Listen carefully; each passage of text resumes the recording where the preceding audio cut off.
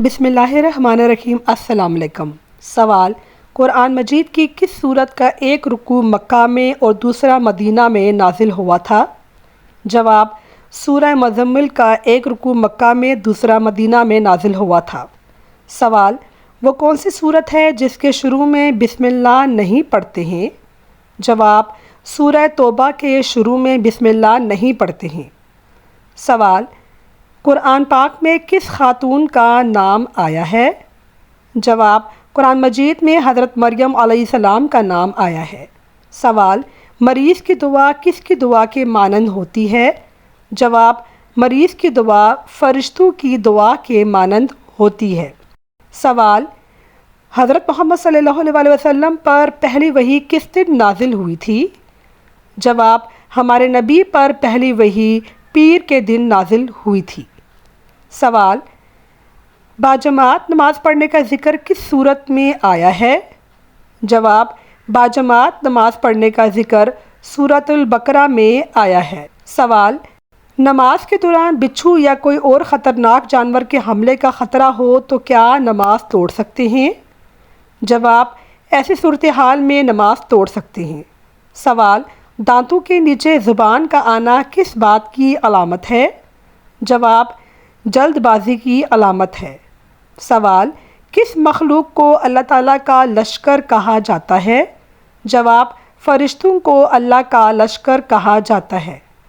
سوال: قیامت کے دن سب سے زیادہ خوش نصیب کون ہوگا؟ جواب: جس نے دنیا میں اللہ سے دوستی رکھی ہو وہ قیامت کے دن سب سے زیادہ خوش نصیب ہوگا۔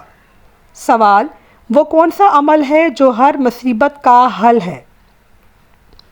جواب: صبر اور استغفار کرنا ہر مصیبت کا حل ہے۔ سوال: وہ کون سی دعا ہے جو غم اور پریشانی سے بچاتی ہے؟ اس کا جواب ہے کہ یہ ایک خوبصورت دعا ہے جو غم اور پریشانی سے بچاتی ہے۔ لا الہ الا انت سبحانک انی کنت من الظالمین۔ ترجمہ: بے شک تیرے علاوہ کوئی معبود نہیں، تو پاک ہے، میں ہی ظالموں میں سے ہوں۔ آمین ثم آمین۔ سوال: سب سے بڑی آزمائش کس چیز میں ہے؟ جواب: سب سے بڑی آزمائش زبان اور جذبات میں ہے۔ سوال: وہ کون سی چیز ہے جو دعا کی قبولیت میں رکاوٹ بنتی ہے؟ جواب: حرام کھانا دعا کی قبولیت میں رکاوٹ بنتا ہے۔ سوال: وہ کون سا وقت ہے جو تقدیر بدل سکتا ہے؟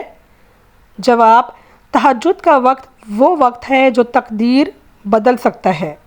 سوال: سب سے زیادہ بابرکت رشتہ کون سا ہے؟ جواب: سب سے زیادہ بابرکت رشتہ والدین کا ہے۔ سوال: کیا آپ جانتے ہیں کہ دنیا میں ایک دودھ کی جھیل کہاں پر ہے؟ جواب: چین میں موجود جھیل کا پانی مکانکی اور دودھ جیسا سفید نظر آتا ہے۔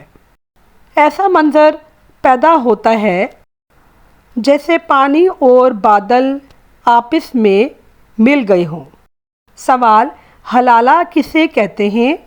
جواب: جب کوئی شخص اپنی بیوی کو 3 طلاق دے دے تو عدت کے بعد وہ عورت کسی دوسرے مرد سے نکاح کرے، ازدواجی تعلق قائم ہو، پھر طلاق یا شوہر کی وفات کے بعد عدت گزار کر پہلے شوہر سے دوبارہ نکاح کر سکتی ہے، اسے حلالہ کہتے ہیں۔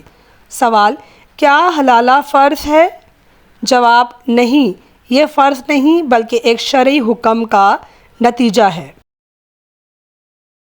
سوال: کیا حلالہ کی نیت سے نکاح کرنا جائز ہے؟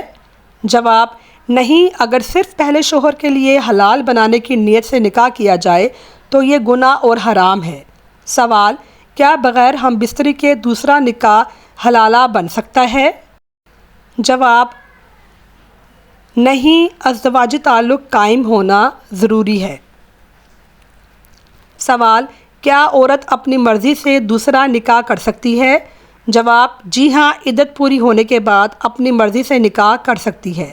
سوال: کیا حلالہ کے لیے پیسے دے کر نکاح کرانا جائز ہے؟ جواب: نہیں، یہ سخت گناہ اور حرام کام ہے۔ سوال: حلالہ کا نام لے کر سب سے بڑا دھوکہ دینا کیا ہے؟ جواب: حلالہ کے نام پر سب سے بڑا دھوکہ اسلام کو، عورت کی عزت کو اور نکاح جیسے پاکیزہ رشتوں کو دیا جاتا ہے۔ سوال: وہ کون سا گناہ ہے جو آنکھوں سے بھی ہوتا ہے؟ جواب: نظر بد ایک ایسا گناہ ہے جو آنکھوں سے بھی ہوتا ہے۔ سوال: وہ کون سا کام ہے جو گناہوں کو ایسے جھاڑ دیتا ہے جیسے درخت سے پتے گرتے ہیں؟ جواب: سجدہ ایک ایسا گناہ ہے جو ہمارے گناہوں کو جھاڑ دیتا ہے۔ ناظرین، میری ویڈیو کو لائک کیجئے، کمنٹ کیجئے اور شیئر کیجئے اور میرے چینل کو سبسکرائب کیجئے۔ شکریہ۔ اللہ حافظ۔